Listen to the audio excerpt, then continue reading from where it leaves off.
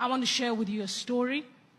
But before I do, I want to say that I stand before you today not as an employee of a high net worth media company, nor a woman defined by any professional title, but simply as a woman on a healing journey.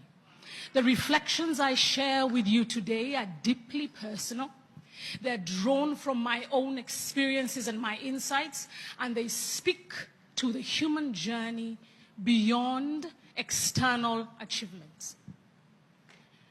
Guys, I couldn't breathe. My heart was racing. I sat in the aeroplane waiting for it to take off. The cabin lights felt blinding and the air felt too thin. I grabbed my phone. I stumbled into the aeroplane bathroom. My hands were shaking. In that tiny stall, even before we left the ground, and I called my then best friend. I cannot do this, I cried. Next, I called my husband in tears. I said, if I take this flight, my voice was trembling, I think I will die. If I take this flight, I said over and over again, I think I will die. I was not being dramatic. I truly felt my body and my mind were shutting down from exhaustion. The flight attendants closed the cabin doors as I emerged from the toilet, and I sat on my seat.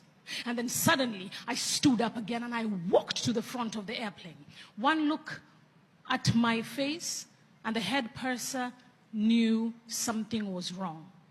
I'm feeling very sick, I said. What is wrong? Is it your body? Is it your mind? Where does it hurt? She asked gently. I looked at her. I said, everywhere. And then I burst into tears. She asked me gently, everywhere? Where? In a blur, the crew made a decision. They reopened the doors of the plane.